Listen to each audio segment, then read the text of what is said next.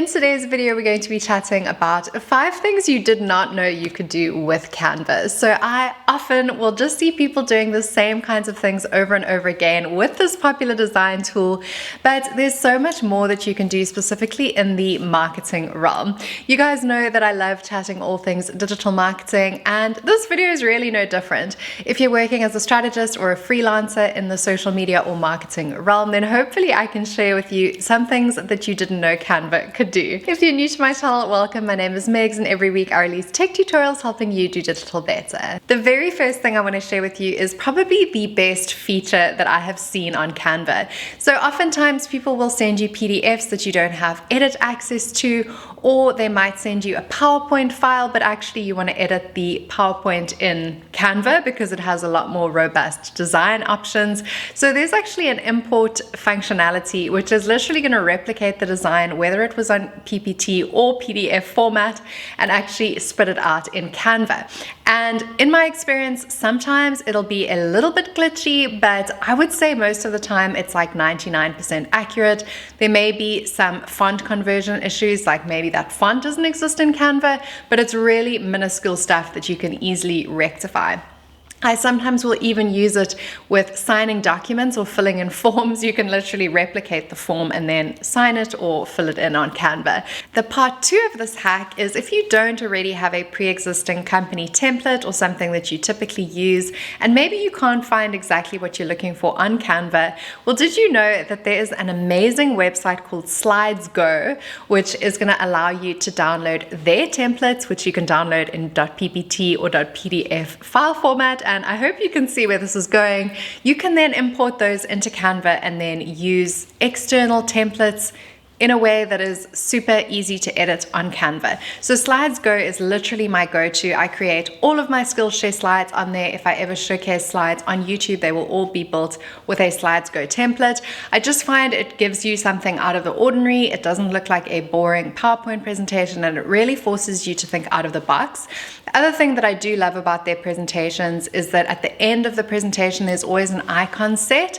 So one of my pet peeves, and granted I do have OCD, is when people use icon sets from all different authors. And so therefore, I mean, as much as I love flaticon.com, that's often what I will use for icons, but you might not always be able to find as many icons as you need in a particular stylistic set. So if you're looking for like flat vectors, for example, or if you want very intricate design. So what I do love about SlidesGo is that the last couple of templates that I've used, honestly, all of them have had the last couple slides being just icons in the same kind of format or look and feel that you're looking for. So that's an amazing one to definitely also be aware of. Then up next is how you can build out personas and customer journeys using Canva. So this is probably quite niche in the marketing field, but oftentimes as a strategist for my clients, I will need to build out a primary or secondary persona or both, and then walk them through a particular customer journey. So this is often found in like a pitch environment for an advertising agency. You're basically trying to show your client that you have a very strong understanding of who their client base is. Alternatively, if you sit on the brand side, you would have access to a lot of market research, as well as potentially surveys, qualitative, quantitative information that you know about these customers. And instead of speaking about the customer like they are data, what marketing people will do is create them into personas, which is representative then of a particular demographic, which may represent their full audience, a subset of their audience, and so forth. So it's amazing in terms of doing this, but what I did find was the persona templates were a little bit fragmented on Canva. So I have compiled all of them into one Canva template for you guys down below, so you can just literally choose the one that you want and run with it. Where this is super handy is particularly in industries where there is a long customer journey, like let's take for example the automotive space, and so therefore you're having to walk a customer through hundreds of touch points, which are both offline and online, before they ultimately convert.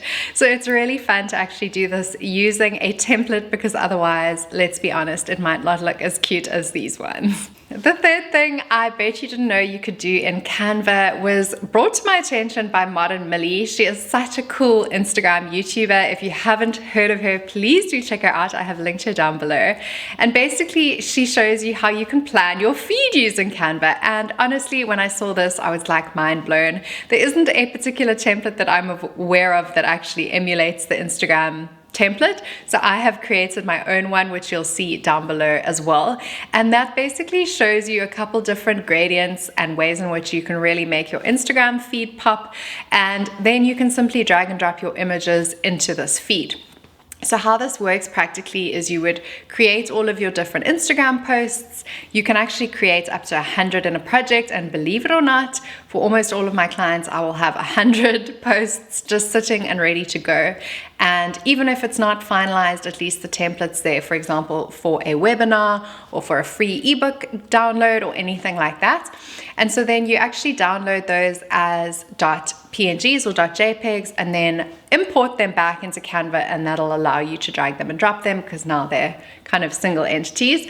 If you just have the design version, it's obviously in a bunch of different layers. So you rather want to export it first as a PNG or JPEG and then design your feed beautifully. This also works fantastically well if you are a social media manager because you're able to share with your client exactly what the feed's going to look like before they even approve that month's content. So definitely a winner from me. The fourth thing I bet you did not know you could do in Canva is generate QR codes.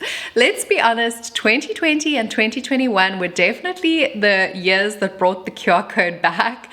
I really thought it was like video killed the radio store vibe with QR codes. They are pretty clunky as far as marketing tech goes. They literally just graphic representations of a link. But of course, because we now live in a touchless world, that is really, really handy. So if, for example, you're wanting to get people to subscribe to your YouTube channel, you can use a hack that I often talk about, which is adding a snippet of code to the end of your YouTube channel URL and then convert that into a QR code. And every time someone scans that QR code, they're actually going to be subscribed into your YouTube channel, which such a great life hack. The fifth thing that I bet you didn't know you could do on Canva is edit videos. So if you did know that you could do this, you probably thought, this is going to be a clunky experience, because that's exactly what I thought. I edit in Vinci Resolve, and obviously I'm a YouTuber, so at least I have a little bit of editing experience on my side, but I recognize that not everyone does. So if you're looking for a simple way to edit a video, then this is definitely going to be for you. So here you can see one that I've created for Renault as an example for you. It's really walking you through a couple of key benefits of a new tool that they have launched, and then hey presto, I can literally export this as a .mp4 without having any video editing experience. As a total aside, if you are not managing to come right with Canva, then definitely do check out Descript, which again is a video editing tool that doesn't require any experience. That's what we love on this platform, is taking things that you thought were not possible and making them super simple. So this is actually a text-based video editor. You actually upload a video, it transcribes it, and then you edit based on the text. You can also use really fun and handy tools like removing filler words, which is going to allow you to save huge amounts of time when you are video editing. Thank you guys so much for watching all the way till the end. I really hope you did find it valuable. I would love it if you let me know in the comments which of the hacks you found the most valuable, and I cannot wait to see you in our next video so we can keep on doing digital better.